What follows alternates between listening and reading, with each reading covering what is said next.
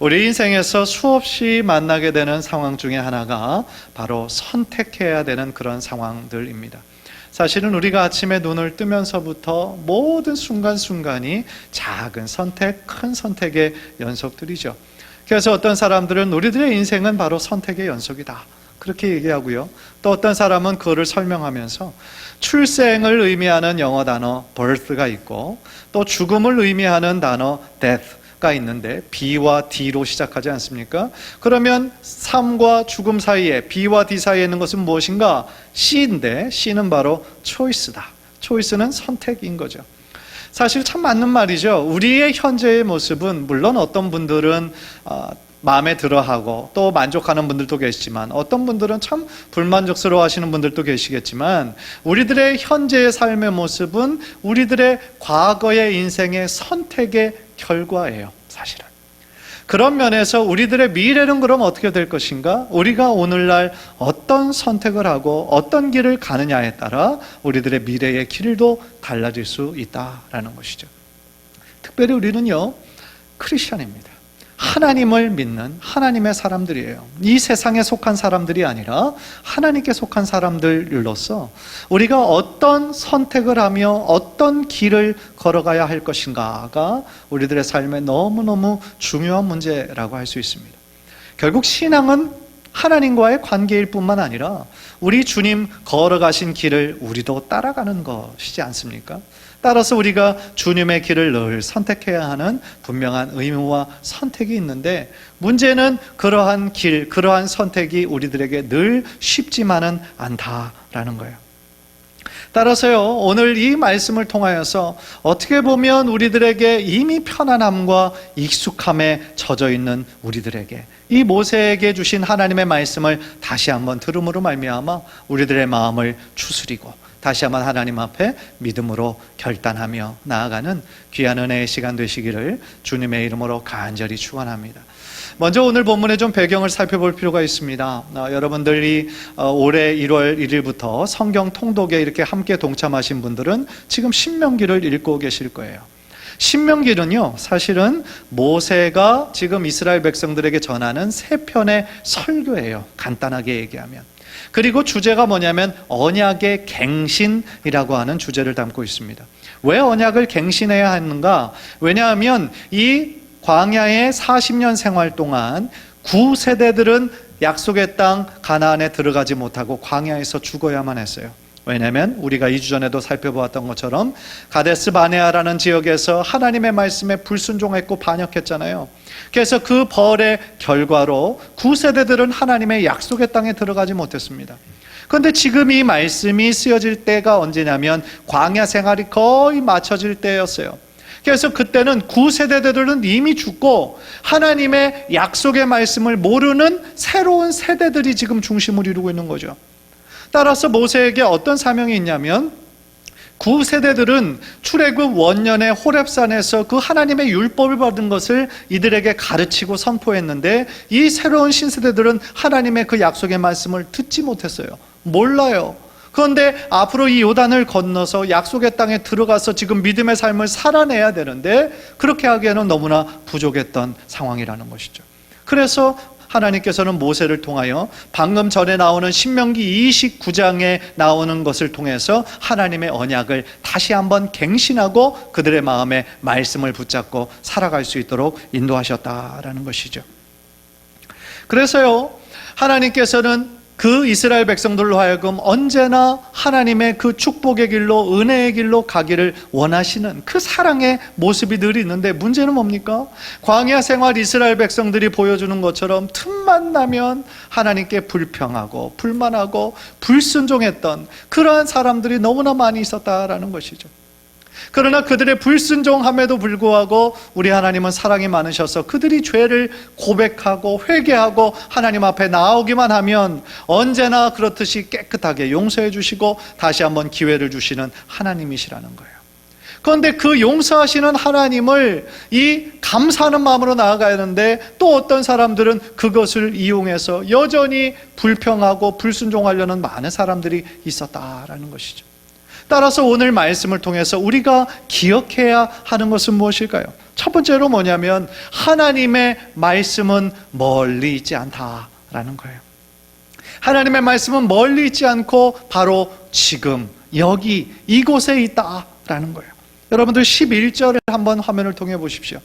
내가 오늘 내게 명령한 이 명령은 내게 어려운 것도 아니요 먼 것도 아니라 라고 얘기합니다. 그러니까 왜 이 말씀을 모세가 하느냐면은 지금 이스라엘 백성들이 하나님의 말씀을 내가 지키지 못하는 두 가지 변명과 핑계를 대고 있다는 거예요. 첫 번째 핑계는 뭐냐? 너무 어렵다라는 거. 그리고 두 번째 핑계는 뭐냐면 너무 하나님의 말씀은 너무 멀리 있다라고 얘기를 했던 거예요. 다시 말하면 지금 이스라엘 백성들은 하나님의 그 약속의 말씀에 내가 순종하지 못하는 이유를 바로 이런 변명과 핑계를 대고 있다라는 거죠. 우리는 보통 어떤 사람이 참 그 비현실적인 얘기하고 막연한 얘기하면 야 뜬구름 잡는 소리 한다 그런 얘기하죠. 그런데요 하나님은 뜬구름 잡는 말씀을 하시는 분이 아니시죠. 이게 비현실적이거나 허황된 말씀이 아니라는 거예요. 많은 이스라엘 백성들은 하나님의 말씀이 지금 하늘에 감추어져 있어서 자기네들은 도저히 모르겠다, 너무 멀다 라고 핑계를 댔지만 하나님은 모든 그 이스라엘 백성이 이해할 수 있는 언어로 그들에게 말씀하셨거든요. 그러니까 결국은 하나님의 말씀 내용 자체가 어려워서가 아니라 그들 마음에 자리 잡고 있던 뿌리 깊은 죄성 때문이었다라는 것이죠. 물론 아직 영적인 눈을 뜨지 못한 사람들, 아직 하나님을 인격적으로 만나지 못한 사람들은 하나님의 말씀 어렵죠. 이해하기 어렵죠. 그러나 당시 이스라엘 백성들에게 모세를 통하여서 다 알아들을 수 있고 순종할 수 있고 선택할 수 있는 명령을 주셨음에도 불구하고 이들은 그렇게 하지 못했다라는 거예요. 하나님의 말씀은 멀리 있지 않습니다. 지금도 굉장히 가깝게 우리들에게 존재하고 있는 거예요. 14절 보세요. 14절. 오직 그 말씀이 내게 매우 가까워서 내 입에 있으며 내 마음에 있은즉 내가 이를 행할 수 있느니라. 하나님의 말씀이 얼마나 가깝게 있는지 바로 나의 입에 있고 나의 마음에 있다라는 거예요. 요한복음 1장 14절을 보세요. 말씀이 육신되어 우리 가운데 거하심에 우리가 그의 영광을 보니 아버지의 독생자의 영광이요 은혜와 진리가 충만하더라 그랬어요. 하나님의 말씀이 멀리 있는 것이 아니에요. 나에게 심히 가까운 이유는 태초부터 로고스 말씀으로 계셨던 예수 그리스도가 이 땅에 성육신 되셔서 이 땅에 내려오셔서 우리의 구원자가 되어주셨기 때문이다라는 것이죠. 따라서 하나님의 말씀이 너무 어렵고 멀리 있는 것이 문제가 아니라 실제로 그것을 이해하지 못해서가 아니라 하나님의 말씀에 순종하지 못하는 그러한 불순종하고 악한 마음이 문제였다라는 것이죠. 생각해 보세요. 여러분들 정말 사랑하는 사람이 있으면은요, 그 사람을 만나기 위해서 걸리는 시간과 장소는 중요하지가 않아요. 예를 들어서 내가 지금 너무나 사랑하는 사람이 있는데 그 사람을 만날 수 있는 시간이 1시간밖에 없어요. 그런데 문제는 지금 멀리 있는 거예요. 가는 데만 2시간이 걸려요. 오고 가는데 왕복 4시간이고 함께 있는 시간은 1시간밖에 없다면 여러분들은 어떻게 하겠어요? 아유 뭐 그렇게까지 다음에 가까운 데 오면 그때 만나. 아마 그렇게 생각하시는 분들은 결혼하시고 상당히 오랜 시간이 지금 지나신 분들이죠. 지금 한참 뜨겁고 한참 사랑하는 사람이라면 그 1시간 만나기 위해 2시간 가는 거예요. 그 1시간이 너무나 기쁜 것이죠. 그래서 오고 가는 길이 피곤하지가 않은 거예요. 왜요? 사랑하는 마음이 있기 때문에 라는 것이죠. 그런데 나하고 별로 친하지도 않은 사람이 갑자기 연락해서 만나자고 그러면 실제로는 그 시간이 있음에도 불구하고 내가 바쁘다고 여러 가지 핑계를 대서 만나지 않을 거예요. 왜 그럴까요? 만나고 싶은 마음이 없기 때문에 그렇다라는 것이죠. 따라서 이러한 우리들의 마음을 오늘 말씀에 적용해 보면 어떨까요? 하나님의 말씀이 너무 어렵고 멀리 있는 게 문제가 아니라는 거죠. 내가 하나님으로부터 마음이 멀어져 있다라는 뜻인 거죠. 하나님을 사랑하기보다는 하나님께 무관심한 삶을 살아가고 있다라고 하는 증거가 된다라는 것이죠. 이에 대해서 사도 요한의 말씀을 우리가 귀 기울여 볼 필요가 있습니다. 요한일서 5장 3절이에요. 하나님을 사랑하는 것은 이것이니 우리가 그의 계명들을 지키는 것이라. 그의 계명들은 무거운 것이 아니로다 라고 얘기를 하고 있어요. 하나님을 사랑한다라는 것은 하나님이 말씀하시는 그 말씀들을 지키는 것이다. 그리고 하나님께서 우리에게 주신 모든 명령은 사랑의 마음으로 주신 것이기 때문에 무거운 것이 아니라는 거예요. 아니, 어떤 아버지가 자신들의 자녀가 정말 힘들어하고 부담스러워하고 그런 명령들을 내리겠어요? 우리 하나님 아버지는 우리를 너무나 사랑하시는 분이신데 우리로 하여금 그 길이 반드시 우리에게 유익한 길이고 살리는 길이고 생명의 길이기 때문에 허락하시는 것이지 왜 우리로 하여금 일부러 험한 길, 고난의 길을 가게 하시겠어요? 따라서요, 하나님의 말씀이 너무 어렵고 너무 멀리 있다라고 핑계를 대는 사람은요, 그 말씀을 깨닫는 게 어려운 것이 아니라 그 말씀이 무슨 뜻인가 깨달을 노력조차 하지 않는다라는 뜻이라는 것이죠. 왜냐하면 하나님이 멀리 계신 것이 아니에요. 내 마음이 지금 멀어져 있다라는 뜻인 거죠. 사랑하는 성도 여러분, 그런 면에서 여러분들 늘 하나님을 가까이 하시고 하나님의 말씀을 가까이 하시는 우리 귀한 성도님들 되시기를 주님의 이름으로 간절히 축원합니다.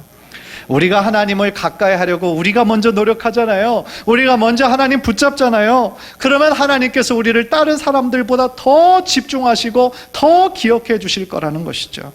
나중에 한다고 하지 마시고, 시간 될 때, 내가 은퇴한 이후 시간 많을 때 한다고 하지 마시고 바로 지금이 바로 은혜 받을 만한 때요, 하나님을 붙잡을 때라는 것을 기억하고 더욱더 하나님께 가까이 나아가는 귀한 성도들 되시기를 주님의 이름으로 간절히 축원합니다. 올해 새해 들어서 365일 한절 묵상 우리 하고 있잖아요. 제가 참 보기에는 그래도 한 3분의 1 이상은 열심으로 지금 동참하시는 것 같으세요. 매일 하루에 한 절, 아침 8시 반이면 여러분들에게 그날의 구절이 가잖아요. 어떤 분들은 정말 잘 믿지 않는 남편에게도 이거를 꼭 읽고 출근하라고 권면도 하고 실제적으로 그렇게 하시는 분들도 계시더라고요. 그래서 그런 말씀 들으면 마음이 너무 기뻐요. 그런데 어떤 분들은 교회에서 오는 거를 그냥 별로 이렇게 신경 쓰지 않고 그냥 넘어가시는 분들도 있는 것 같아요. 안타까운 거죠. 하나님의 말씀은 멀리 있지 않아요. 우리들의 마음만 있으면 얼마든지 하나님의 말씀을 읽을 수 있고 가까이 할 수 있는 여건이 있다는 것이죠. 그 말씀만 읽어서 그 말씀의 의미가 잘 이해가 안 되고 어떻게 적용해야 될지 모르는 그런 분들은 지금 밴드 우리가 하고 있잖아요. 그 밴드를 통하여서 저와 부목사님들이 그날의 설교, 그 구절을 가지고 설교한 것을 요약해서 지금 거기에다가 또한 우리 교회 홈페이지에다가 열심히 올리고 있어요. 따라서 여러분, 어떻게 보면 너무 편리한 세상에 살고 있잖아요. 스마트폰이 있어서 우리가 일하다가도 잠깐 쉬는 시간에 얼마든지 볼 수 있잖아요. 하루에 10분이 없다라고 하는 사람은 거짓말인 것이죠. 우리들의 마음이 없는 것이죠. 간절히 바라기는 우리를 늘 사랑하기를 원하시고 더욱더 가까이 교제하기를 원하시는 그 아버지의 마음을 우리도 따라가서 하나님을 더욱더 가까이 하는데 노력하는 우리 귀한 성도님들 되시기를 주님의 이름으로 간절히 축복합니다. 두 번째로 오늘 본문에서 깨닫는 것은요, 우리는 무엇을 선택해야 하는가? 언제나 생명을 택해야 된다라는 거예요. 15절을 보세요. 보라, 내가 오늘 생명과 복과 사망과 화를 내 앞에 두었나니. 지금 이것은요, 네 단어가 있지만 사실은 두 가지의 길이에요. 첫 번째 길은 생명과 복의 길이에요. 또 다른 길은 사망과 화의 길이에요. 그 두 가지 갈래길이 지금 너희들 앞에 놓여져 있다라는 거예요. 그래서 어느 길을 선택할 것인지는 너희들이 선택해야 된다라는 것이죠. 그래서요, 이 신명기 말씀을 읽어보면은요, 결국 이 생명과 사망을 구분할 수 있는 중요한 기준점이 뭐냐? 바로 하나님의 말씀에 순종하는지 아니면 불순종하는지, 그것에 따라서 순종하면 생명의 길, 축복의 길, 불순종하면 사망의 길, 저주의 길이 너무나 확연하게 구분이 된다라는 것이 신명기 말씀을 통해 계속해서 나오고 있는 것이죠. 따라서 지금 모세는 이제 요단강만 건너면 약속의 땅이에요. 약속의 땅에 들어가게 되면 그 땅에서 환영 배너를 걸고 기다리는 것이 아니라 이미 살고 있는 가나안 족속들이 있어요. 절대로 쫓겨나지 않으려고 하는 그 사람들이 있단 말이죠. 그런데 그 사람들은 또 그 사람들만의 이방 종교를 가지고 있어요. 그러니까 모세가 이스라엘 백성들 앞에 너희가 이제 약속의 땅 들어가서도 거기서 악한 그런 영향력을 받을 수 있다라는 거죠. 유혹을 받을 수 있다라는 거죠. 따라서 그 모든 선택의 상황 가운데 너는 오직 이 생명의 길을 택해야 된다 라고 강조하는 것이 바로 이 모세의 마음이라는 거예요. 그래서 19절 보세요. 19절 마지막 부분은 이렇게 얘기합니다. 내가 생명과 사망과 복과 저주를 내 앞에 두었은즉 너와 내 자손이 살기 위하여 생명을 택하고, 생명의 길을 택해야 너도 살고 너의 자손도 살 수 있다라는 것이죠. 이 명령만을 살펴보면 사실은 너무너무 당연한 얘기잖아요. 그죠? 생명의 길이 있고 사망의 길이 있으면 이 자리에 있는 모두가 다 생명의 길을 선택하겠죠. 그런데 문제는 뭡니까? 우리들의 눈에 생명의 길과 사망의 길이 확연하게 보이지 않을 때가 너무나 많이 있다라는 거예요. 우리가 이 세상 살아나갈 때에 우리가 행해야 하는 수많은 선택의 상황 가운데 이것이 정말 믿음의 선택인지 아니면 내 마음의 선택인지 헷갈릴 때가, 혼동될 때가 너무 많이 있다라는 거예요. 예를 들면 내가 지금 다니는 직장은 월급이 그렇게 많진 않지만 그렇도 그냥 만족하면서 주일날 신앙 지키면서 할 수 있어요. 그런데 어떤 비슷한 직장에서 이렇게 제안이 들어왔는데 월급이 많아요. 그런데 문제는 주일날도 일해야 된다라고 생각해 보세요. 어떤 사람은 고민도 하지 않을 거예요. 당연히 돈 많이 주는 직장 내가 간다 라고 얘기할 거예요. 그런데 어떤 사람들은 굉장히 심각하게 고민할 거예요. 왜냐하면 돈을 많이 버는 건 좋긴 좋은데 이거 주일날 교회를 못 가면 이게 신앙생활을 하지 못해서 내가 하나님으로부터 멀어질 텐데 이거 어떻게 해야 되나 고민하는 분들이 계실 거예요. 그런데 그 고민하는 것 자체가 사실은 참 감사한 거죠. 왜냐하면 내 안에 성령의 소욕이 있기 때문에 이 세상의 소욕과 지금 부딪혀 갈등하고 있다는 거잖아요. 그러니까 이 갈등조차도 없이 그저 그냥 돈 많은 것을 택하게 된다면 그거는 너무나 안타까운 거죠. 신앙의 선택이 아닌 거죠. 따라서요, 이것을 선택하는 데 있어서 우리 안에 두 개의 가치관이 서로 부딪히는 거예요. 하나는 세상의 가치관입니다. 물질이 지배하는 물질적인 가치관이에요. 그러나 또 하나의 가치관은 뭡니까? 믿음의 가치관이에요. 내가 하나님의 사람으로서 살아야 되는 그 가치관이 부딪히는 거예요. 그래서 이런 상황일 때 우리는 어떻게 해야 되느냐는 것이죠. 그런 상황일 때 정말로 그 문제를 하나님 앞에 가지고 나아가 기도하면서 하나님의 뜻을 붙잡고 신중하게 우리가 결정해야 된다라는 것이죠. 왜냐하면 우리 믿는 자들의 삶에는요, 중간지대가 없어요. 이쪽 좋은 거, 저쪽 좋은 거 그냥 하나하나씩 좀 골라서 적당한 선에서 살았으면 좋겠는 마음이 우리들의 마음이 있을 때가 있는데, 하나님께서 말씀하시는 것은 이쪽 아니면 저쪽이라는 거예요. 참 부담이 되죠. 사실은 우리 한국 사람들 잘 결정하지 못하는 그런 습성이 있잖아요. 그래서 중국집에 가면 고민이 되는 거죠. 오늘은 짜장면을 먹을 것인가, 짬뽕을 먹을 것인가. 그런데 그거를 고민하는 사람들이 얼마나 많으면 반반씩 쓰는 짬짜면이라는 메뉴가 생겼겠어요. 그죠? 그런데 우리들의 신앙의 길은 반반이 없어요. 하나님은 오직 믿음의 길만을 선택하기를 원하신다라는 거죠. 심지어 하나님은 두 길 사이에서 머뭇거리지도 말아라, 그렇게 말씀하고 계세요. 열왕기상 18장 21절 한번 보세요. 너희가 어느 때까지 둘 사이에서 머뭇머뭇하려느냐? 여호와가 만일 하나님이면 그를 따르고 바알이 만일 하나님이면 그를 따를지니라 하니. 다른 말로 하면 누가 참 하나님이냐, 누가 살아계신 신이냐 라고 묻고 있는 것이죠. 살아계신 신을 너는 선택해라, 그러한 하나님의 말씀인 거예요. 우리 예수님도요, 이 산상수훈 귀한 말씀에서 좁은 길과 넓은 길이 우리들의 앞에 놓여 있다는 것을 말씀하신 적이 있어요. 마태복음 7장 13절 14절 좁은 문으로 들어가라. 멸망으로 인도하는 문은 크고 그 길이 넓어 그리로 들어가는 자가 많고 생명으로 인도하는 문은 좁고 길이 협착하여 찾는 자가 적음이라 그랬어요. 우리들 앞에 좁은 문도 있고 넓은 문이 있어요. 넓은 문은 많은 사람들이 찾는 길이에요. 인기가 많은 길이에요. 보장이 된 길이에요. 편안한 길 같아요. 그런데 그 두 가지 길이 있을 때 예수님은 좁은 길을 택하라는 거예요. 왜냐하면 넓은 길은 모든 세상 사람들이 원하는 그 길은요, 생명의 길에서 멀어져 있는 사망의 길이라는 거예요. 사망의 길인 줄 모르고 그 길 걸어가고 있다라는 거예요.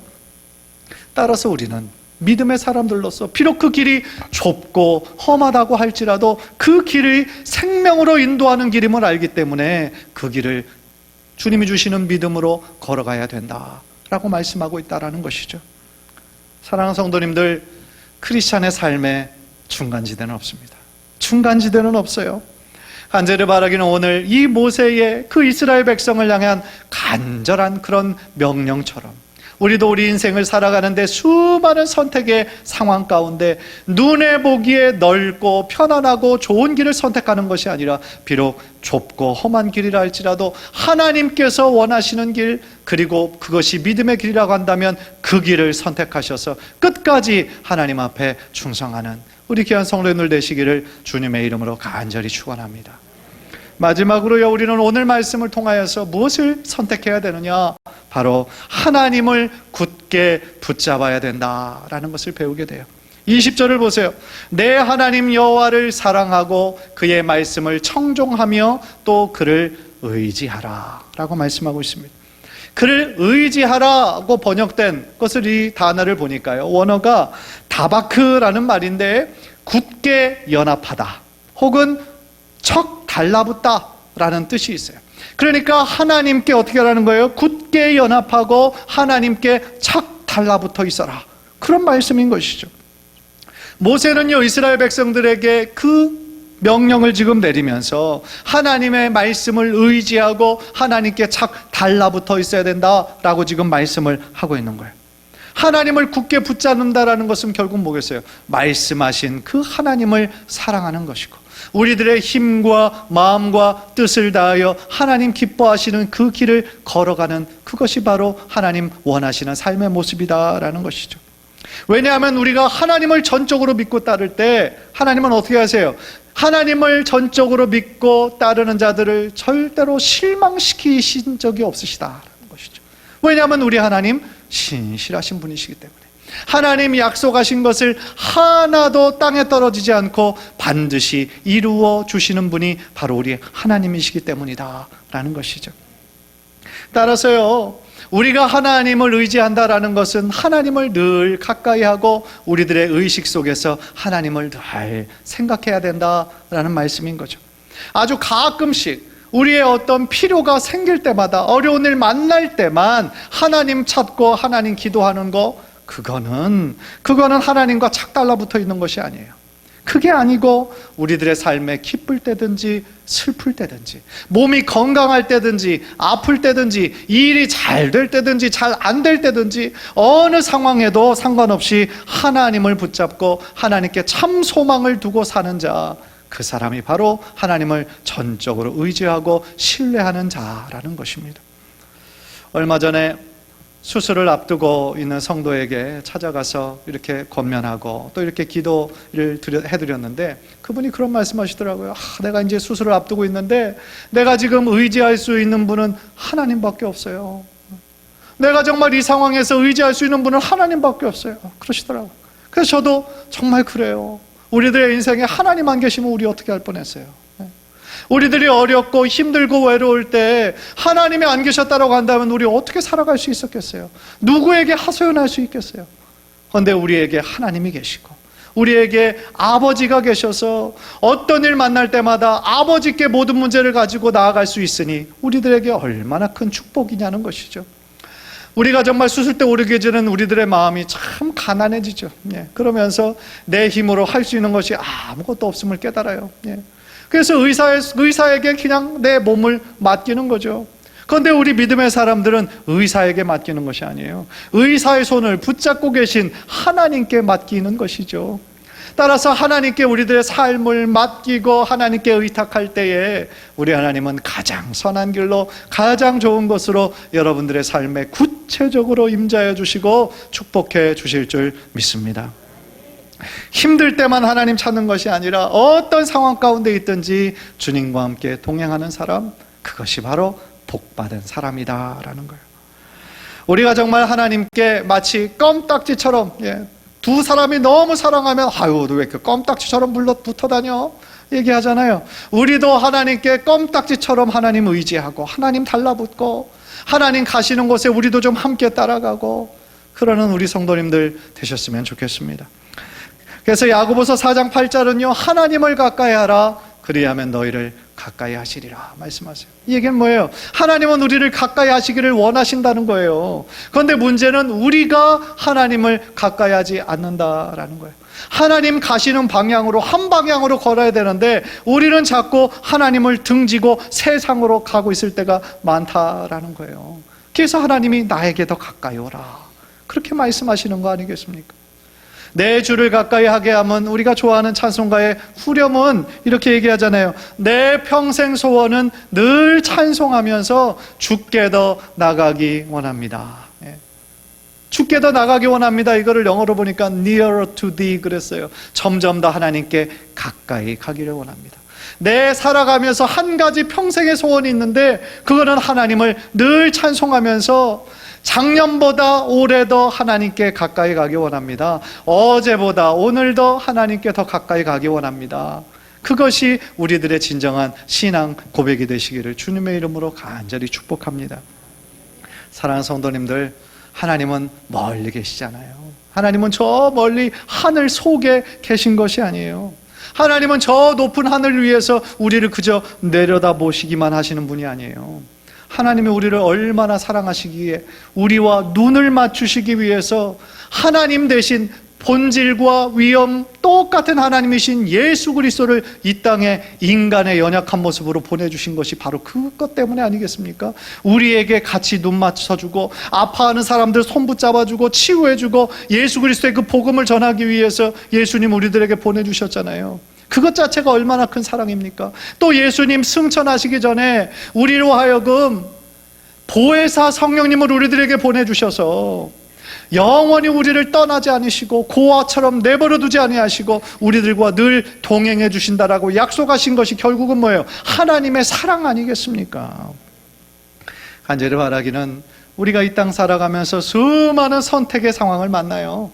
아침에 일어나면서부터 무엇을 입을까, 무엇을 먹을까, 오늘 누구를 만날까, 어떤 일을 해야 될까, 수많은 선택의 상황 가운데 있지만 우리들의 눈에 보기에 좋은 길, 넓은 길, 편안한 길, 세상 사람들 다 원하는 그러한 길을 선택하는 것이 아니라, 비록 좁고 험한 길이라 할지라도 우리 주님 걸어가신 길이라면 나도 주님 따라 믿음으로, 인내함으로 그 길을 걸어가도록 그 올바른 걸음을 선택하셔서 하나님의 큰 축복을 여러분들에게만 누릴 뿐만 아니라 여러분들의 자자손손, 여러분들의 가정이 정말 하나님의 축복받는 가정으로 하나님 앞에 다시 한번 결단하는 귀한 은혜가 있기를 주님의 이름으로 간절히 축원합니다.